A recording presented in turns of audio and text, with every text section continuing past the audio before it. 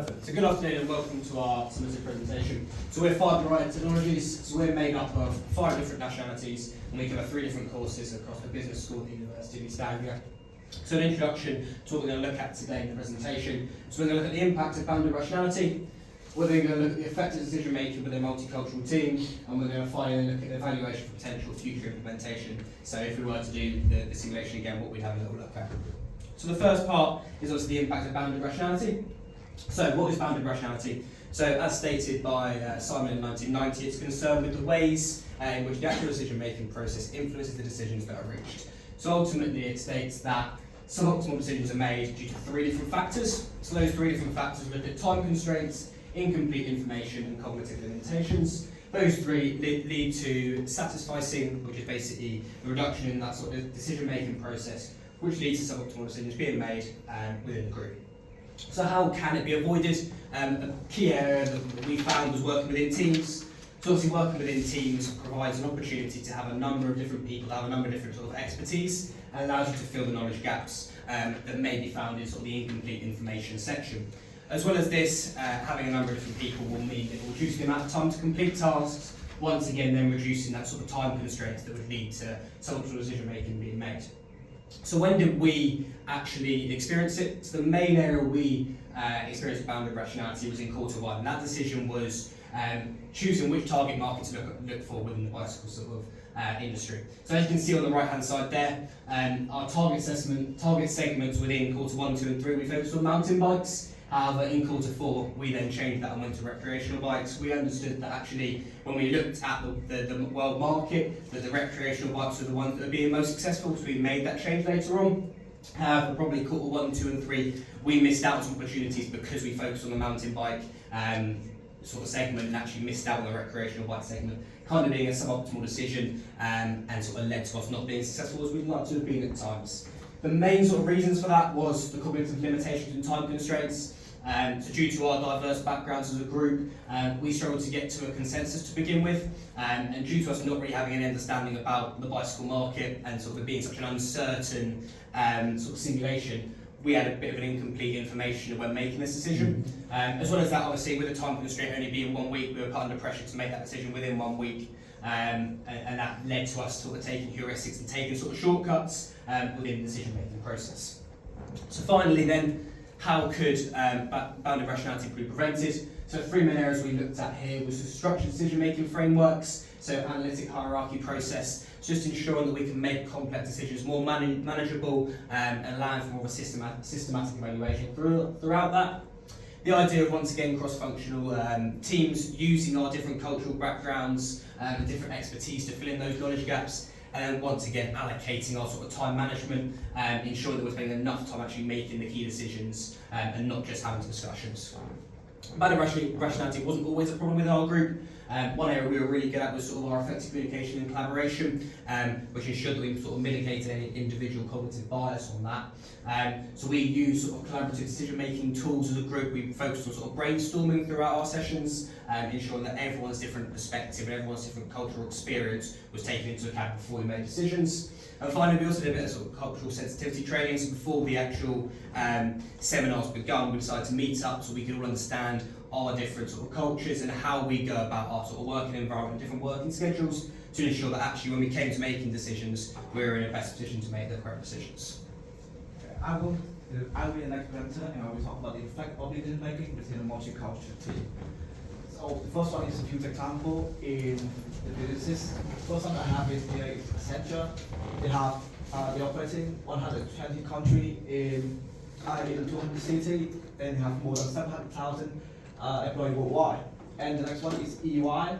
They have 700 offices in 150 countries, and they have more than 350,000 employees worldwide.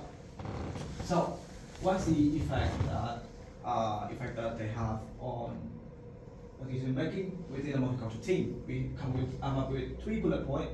The first one is adhering to everyone's culture and personality.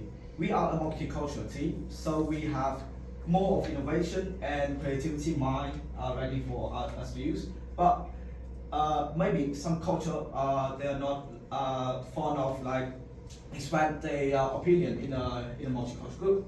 The second one is conflict solution. We have minor conflict across the span of our similar minor conflict, and we have a lot of ways to resolve that conflict. And then lastly, the decision-making process. We are, as a multicultural team, the multicultural team have a lot of ways to use the decision-making process. So, for example, they have majority voting, they have expert-driven decision-making process, and we have examples to back up for this. So, first example is we have different approach to production number. As you can see here, in the quarter 2, we go with more safe option, but in quarter 4, we either buy or die, so we go with the more riskier option to retain more profit. The second example is we have a lot of ways to resolve argument, so it's never go up into conflict. And lastly, we're using different decision-making style because for a few quarters we mostly use majority voting. But in the last quarter, we see that the opponent are doing better than us. Then we use the change to the expert-driven choice to copy the design in magazine and to equal them and to boost our performance. This is a theory that proves our point. It's positive cultural dimension. This dimension, they deal with how much of society can cope with uncertainty of the future. So, how does it affect the workplace? Because in the workplace, we have people with low uncertainty avoidant orientation and high uncertainty avoidant orientation. And it's also affect the market simulation because in the market simulation, there's high amount of uncertainty in that simulation, and because we don't know how our decision will affect in the future quarter. As you can see here in the diagram, the Nigerian, they are the highest in terms of uncertainty avoidance, and in contrast that, we as a Vietnamese, we have the lowest uncertainty avoidance, so we are more likely to go with a more risky option. So the strength of this theory is that they have reflect on personal assumption regarding the norm, and they also increase the performance of organization. But the limitation is that it's not it's based on a very inclusive research, and is not very updated, so it can be updated. And another two theory here I want to share is that the Schwartz value dimension and Lewis model of cultural theory. They explain the importance of understanding team dynamic in relation to our multicultural dimension. The Schwartz value dimension identifies 10 basic human value, and for example, in our team, member from culture that value like prioritizing security, for example, Portugal and Vietnam, they are more likely to do some risk-averse strategy, and people from culture that emphasizing achievement, like UK or Nigerian, they are pushed for growth target. And the Lewis model here, they divide into three different type of culture. The first one is linear active culture, represented by the UK. They are very data-driven, they are very task-oriented, and they plan, schedule, and organize activity a lot. The second one is multi-active. They are people-oriented and flexible, represented by the Nigerians. And this culture is prioritizing relationship and multitasking. And finally, we have a reactive culture, represented by Vietnamese. This culture is prioritizing harmony and listening.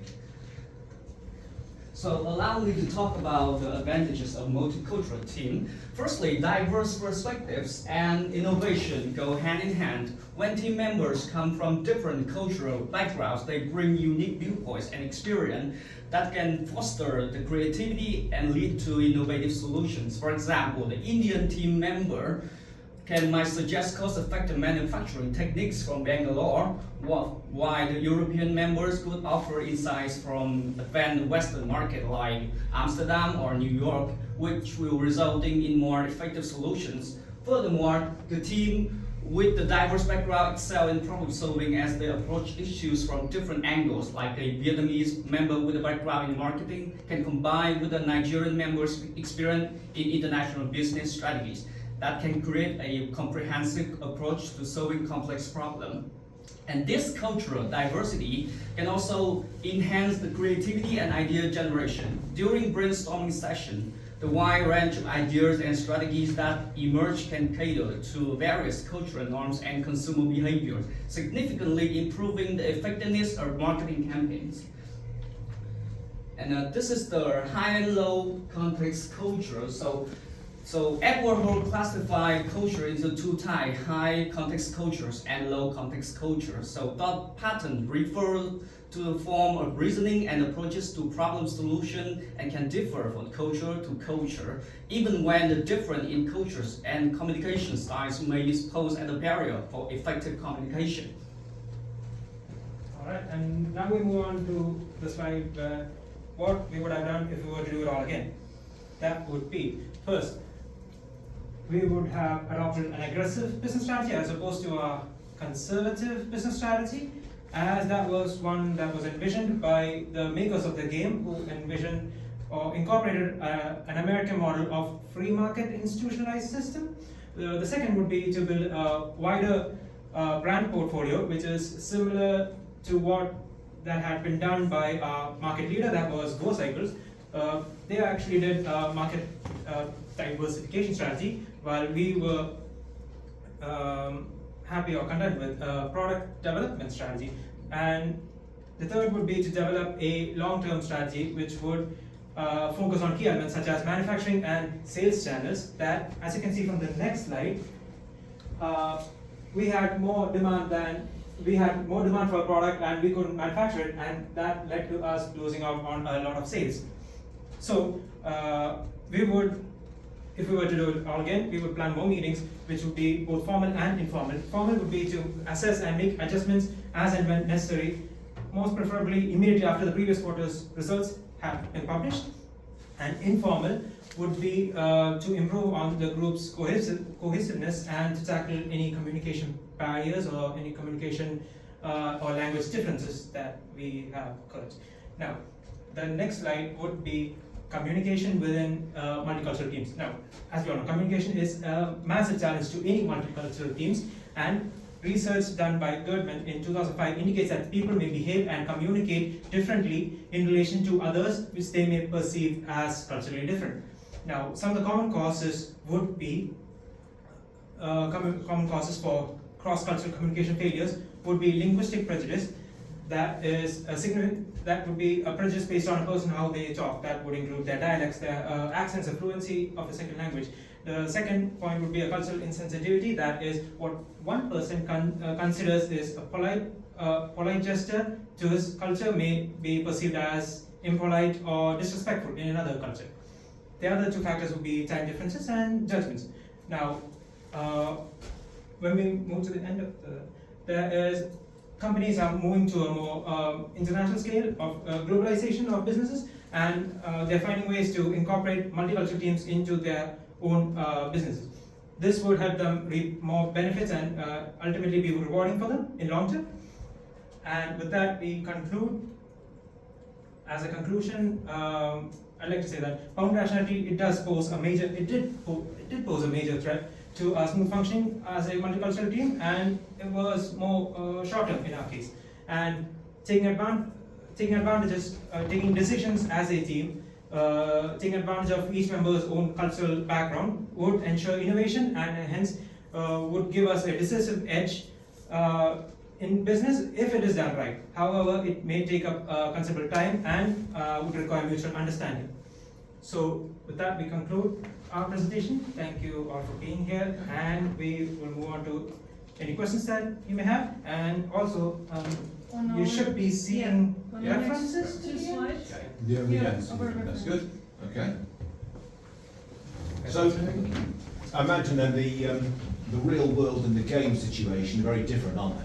Yeah. So, for instance, you might have a really good understanding of making and selling bicycles in real life. Do you think that would actually help you in this game, or is it a totally different? So one of the things about bounded rationality is you don't have the expertise, maybe you're short on time. But do you think a knowledge of that real industry would help you here?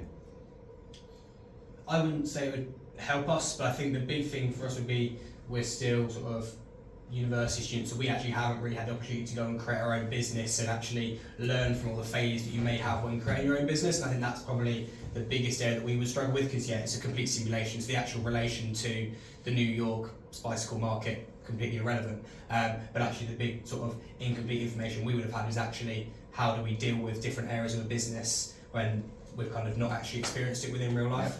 Do you think that, so bounded rationality, obviously at the start, and you're all kind of feeling your way and thinking, no, I don't know what to, I don't have enough information, we don't really know what we're doing. But as you get further on, do you think that bounded rationality starts to disappear and you start to use approaches where you are getting the information you need? I mean, does it disappear as a problem, do you think? Or? Yeah, I don't think it completely disappears, because there's still so many areas of uncertainty within that whole simulation, and then we're kind of still guessing at what we think is going to be successful. But definitely you start to understand the actual process of what each quarter looks like and where the important parts is. And as I say, we learn from the different market, sort of market research, and learn what's being successful, who's being successful, and we could learn from that. And that's something we adopted towards the end, was actually definitely using that sort of the highest market sort of sellers. We would adopt their strategy and sort of make sure that we were achieving that sort of level. So it does disappear, but there's still levels of bounded rationality. I don't think it ever disappears, does it? I mean, you're always kind of limited, because presumably, you know, you've got a week, maybe less, if you haven't got times when you're all together. So in real life, you probably think, well, let's spend 2-3 weeks sorting this out. So obviously, it's a very kind of compressed, artificial environment. Nothing. Is this group purposely created, or you were just like, oh, I don't have a team, whatever? So what happened there? So that starts with me. Yes. I didn't know anyone, so I went through the list of the The list. names, and I was like, okay, I'm gonna try and get different names, because I don't know. I saw Connor's name. I know, okay, this guy's You from know UK. Connor. No. No. But I saw the name, and by the name, I was like, okay, this guy is probably British. But the rest of the names I didn't knew. So I tried to get different nationalities. Oh, you purposely trying to have different nationalities? Yeah. And do you agree, or they're like, yeah, whatever, let's make No, it. it's actually when we see the email from Patricia, we just like, oh, we want a team and we're hardworking. I can do this, I can do the slides, I can do the presentation, I can really helpful. So just tag me in. And I didn't even know him, even when we were Vietnamese before this. So, and then some of my friends, they introduced like Jaga Blessing. She's from Nigeria. She's really hardworking. She's really helpful, and she is really dedicated. And that's why I tagged her in too. So that's what we I'm came telling you together. this because the easy thing is, oh, I'm with the Brits, or I'm with the Europeans, I'm with the Indians or Vietnamese or Nigerians. Easy. That's why we have seen the whole thing, the whole game, the whole course, everything. But the second option is, why not make it a little bit different? Yeah, I thought maybe with more nationalities we could have a different point of view. Yeah. That's the whole point, isn't it? Different markets. Yeah. Yeah. Yeah, Because- that's why I tried different nationality.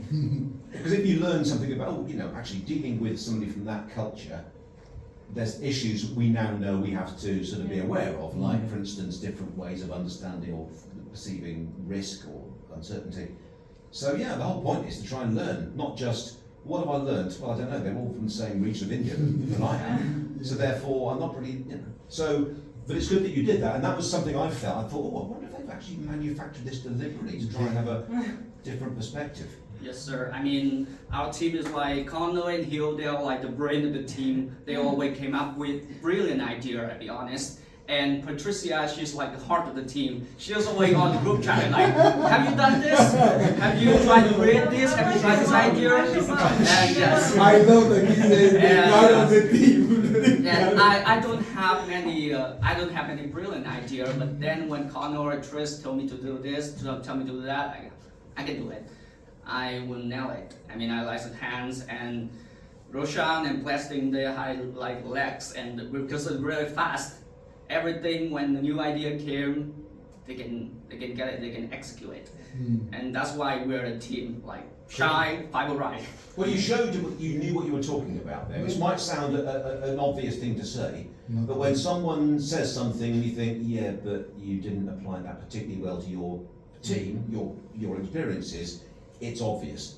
And although I think there are bits that maybe I thought that the Ansoff matrix, I thought interesting, but maybe doesn't fit as well with this as it could have done, but you showed that you really understood it. And yeah, I mean, you know, I thought, okay, you know, you had a bit of time left over, you were slightly rushed at the start because presumably you don't know quite whether you're going to be on time or a bit over.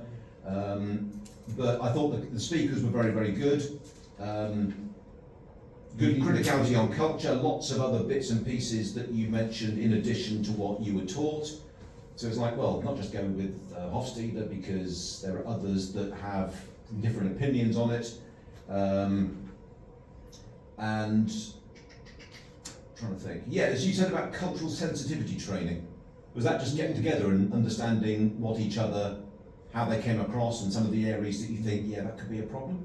Yeah, I think none of us knew each other before it, so when we knew we were going to seminars where we knew that first quarter was happening straight away, it was a little bit like, well, let's meet up and sort of start to understand where we can go from here. We started to learn how people take different decisions, and it was just a way to basically sort of get to know each other so that we had that sort of group cohesiveness and we didn't sort of have that impact straight away. Do you have anything like the forming, storming, you know, the Tupman and Jensen, where the forming stage is getting to know each other, and then there's the storming stage, which you might not have had, which is where you have arguments and disagreements? I wouldn't say we had many arguments. I think it was we definitely had that sort of process, but it might be a little bit different. I think with how we went about it as a group, like brainstorming, like I did actually, what was the difference with that first? But we all kind of agreed and just kind of more wanted to be polite to each other because we all didn't know each other, which was more of probably, it wasn't arguing, it was actually because we didn't want to offend anyone. We kind of just said, okay, we'll just go with that. Well, I suppose in this game though, you could afford to do that, because that first quarter, as long as you don't make some, you know, ridiculous mistakes, by the time you get to the second quarter, there's no major damage done, is there? Yeah. So it's not as if, you know, that was a kind of key phase. Okay, well, given that they've started early, any other questions? No, I haven't got any questions. I thought it was good. Yeah, really good. Yeah, well, good slides. Yes, okay. So some of the writing was a bit small, but then the screen is going. So we cannot go in. I mean, I create all these animation, but I cannot we had show it. animations all really? pretty. But it was good. It was well thought out. Yes. It was. I like the colour schemes, and it just showed that, you know, you knew what you were talking about, which, as I said, might sound obvious, but you'd be surprised. Not many are doing, believe us.